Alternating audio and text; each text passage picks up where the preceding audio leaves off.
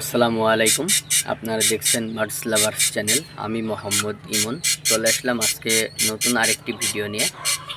আমরা এই ভিডিওতে আজকে আমাদের যে আপডেট সেটা হচ্ছে আমাদের ডায়মন্ড ডাব ঘুঘু পাখির বাচ্চা তৃতীয় দিনে কতটুকু গ্রোথ হলো এবং কী অবস্থায় আছে।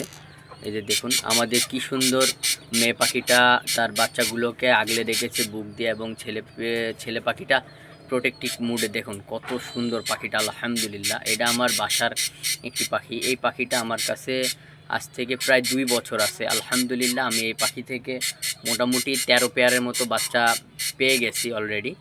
আর এটা হচ্ছে 14 নম্বর সিরিয়াল। আলহামদুলিল্লাহ এই পাখিগুলো মাশাল্লাহ যারা যারা পালন করেছেন আপনারা জানেন যে এদের কি পরিমাণ ব্রিডিং যে ক্ষমতা, স্ট্যামিনা অনেক ভালো। এদের ভালো মানের খাবার আপনারা যদি প্রোভাইড করতে পারেন, আলহামদুলিল্লাহ এরা খুবই ভালো পরিমাণে বাচ্চা আপনাকে দিতে পারবে। এখনও বা অনেক বড় পাখি পালকরা যেনারা আছেন ওনারা অবশ্যই বিশ্বাস করেন এবং ওনারাও জানেন যে এই পাখিটা 12 মাসে প্রায় 13 বার বাচ্চা করার সম্ভাবনা রাখে। এটা আসলে কিভাবে? এটা বিষয় হচ্ছে এই পাখিটা দেখবেন যে ডিম নিয়ে বাচ্চা নিয়ে বসে আছে, বাচ্চা খাওয়াইতেছে, বাচ্চাগুলো মোটামুটি 1 সপ্তাহের ভিতরে বাইর হওয়ার ক্ষমতা রাখবে বা খাবার শিখে যাওয়ার মানে দিকে এগিয়ে যাবে। ঠিক তখনই দেখবেন আবার নতুন করে ডিম দিয়ে দিয়েছে। এইভাবে আসলে ওরা ডিম বাচ্চা করতে থাকে। কিন্তু এই পাখিগুলাকে আপনাকে যথেষ্ট পরিমাণ সময় দিতে হবে। সময় বলতে মোটামুটি এদের আপনি কেয়ারিংয়ের ভিতরে রাখলেই হবে।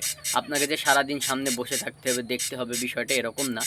আপনাদের মূল যে বিষয় সেটা হচ্ছে ক্যালপ্লেক্স একটি ওষুধ।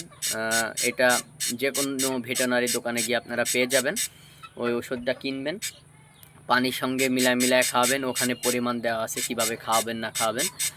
আর মোটামুটি আপনার পাখির জন্য আপনারা যে সিড মিক্স, আমি বরাবরই বলে আসি আমি অতিরিক্ত অন্য কোনো সিড মিক্স দিই না আমার পাখিকে। আমি যে ধরনের সিড মিক্স দিয়ে থাকি সেটা হচ্ছে চীনা এবং ক্রাউন। এই যে দেখুন আমাদের বাটিতে দেওয়া আছে চীনা এবং ক্রাউন, এই দুইটা।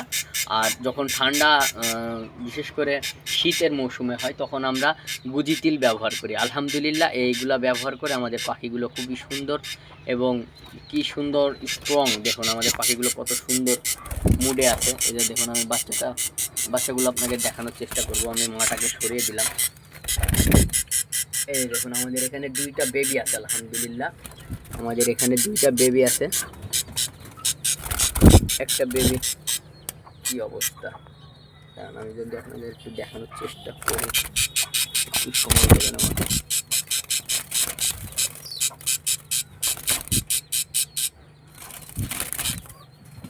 ও শিট, আমাদের একটি বেবি এক্সপায়ার হয়ে গেছে।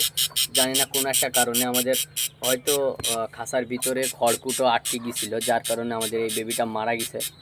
খুবই দুর্ভাগ্য আমাদের, খুবই আসলে আল্লাহ যা চায় ভালোর জন্যই চায় অবশ্য। এই বাচ্চাটা আমাদের মারা গেছে কোনোভাবে। এই যে পোকার আক্রমণ হয়েছিল সম্ভবত। আপনাদের যাদের খাঁচায় পোকা আছে আমার মতো, অবশ্যই আপনারা একটি ওষুধ ব্যবহার করবেন। আমিও মোটামুটি ব্যবহার করি, তবে এখনও ব্যবহার করা হয়নি। সেটা হচ্ছে যে পিঁপড়ি তাড়ানোর জন্য যে যে একটি পাউডার পাওয়া যায় ফিনিশ, ওটা ব্যবহার করতে হবে। তাহলে আপনাদের পোকামাকড়ের ঝামেলা কেটে যাবে। যে দেখুন আমাদের 3য় দিনের বাচ্চা আলহামদুলিল্লাহ কত বড় হয়ে গেছে, কিন্তু একটি সমস্যার কারণে আমাদের একটি বাচ্চাকে হারাতে হলো। অবশ্যই পরবর্তীতে আমাদের ভালো কিছু হবে ইনশাআল্লাহ।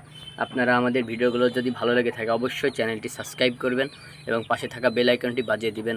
ভালো থাকবেন, সুস্থ থাকবেন। আমাদের ভিডিও আবারও কালকে ইনশাআল্লাহ আপডেট হবে। আসসালামু আলাইকুম।